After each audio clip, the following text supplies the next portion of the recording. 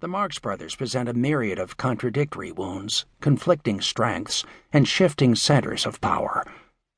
What's intriguing about Harpo's tale of artistic development, which is also a tale of his arrested social development, is the role Frenchy played in Harpo's assimilation and humiliation of Gookie.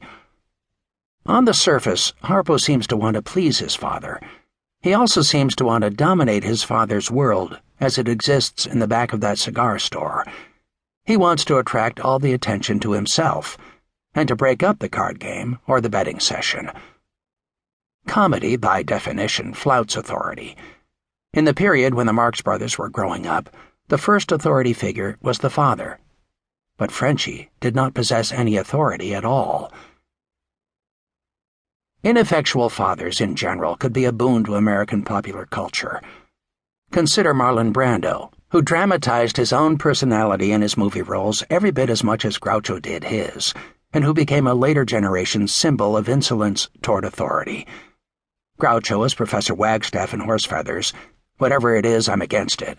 Brando as Johnny in The Wild One, answering a young woman who asks him what he's rebelling against. What do you got? Brando once said that without a strong director, actors revolt. Brando himself was the product of a physically abusive father, who also was so weak that Brando the movie star later gave him a job sweeping his office. In the case of the Marx Brothers, who fought with so many directors that few in Hollywood were left to work with them, they ended up rebelling against the lack of anything to rebel against. The origin of such rage over the fact that no one could control them may well have been the weak and docile Frenchy, who filled them with both pity and contempt. Here is Harpo describing how Frenchy went about punishing him after Harpo was caught stealing from a store, as he often did. Frenchy would suck in his lips like he was trying to swallow his smile, frown at me, shake his head, and say, "Boy, for what you did, I'm going to break every bone in your body." Frenchy would whisk Harpo away into the hallway of their apartment building to spare the rest of the family the impending punitive savagery. "I'm going to give you," he would cry, shaking a broom under Harpo's chin. But, Harpo writes, Frenchy, gamely as he tried, could never bring himself to go any farther than shaking the broom beneath my chin. He would sigh and walk back into the flat, brushing his hands together in a gesture of triumph, so the family should see that justice had been done. In a kind of anti-punchline, Harpo adds a devastating kicker. I couldn't have hurt more if my father had broken every bone in my body. The spectacle of his father's weakness seemed to make Harpo both side with weakness and despise it. Perhaps the Gookie face, which says that all human striving is ineffectual and absurd because being human is ultimately ineffectual and absurd, is the perfect emblem of anti-authority, or of a world where authority has no justification.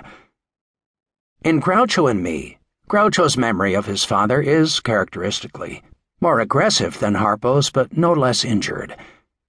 He begins by contrasting Frenchy unfavorably with his mother, Minnie, who held the family together with maneuvers that were a triumph of skill, chicanery, and imagination.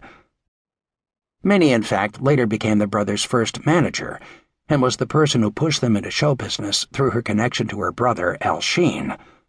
Frenchy, on the other hand, Groucho describes as the most inept tailor that Yorkville ever produced. He goes on, the notion that Pop was a tailor was an opinion that was held only by him, a not uncommon self-protecting delusion among immigrant men whose difficult new lives in the New World did not correspond to the proud self-image they had brought over with them. Frenchy was, perhaps, for all his powerlessness and clueless ineffectuality, the original stuffed shirt, whose delusions were irresistible temptation to his compulsively deflating third son. Groucho goes on to refer to his father's sartorial monstrosities, and details some of his father's professional humiliations, one inflicted on him by Chico, who stole and pawned a pair of pants Frenchy had altered for a customer. Groucho gorges himself on Frenchy's weakness and absurdity. He loved to laugh. Frequently he laughed at a joke he didn't understand, and after we explained it to him, he would laugh all over again. Then he abruptly changes the dynamic between him and his father. After briefly discussing how important playing cards was to Frenchy,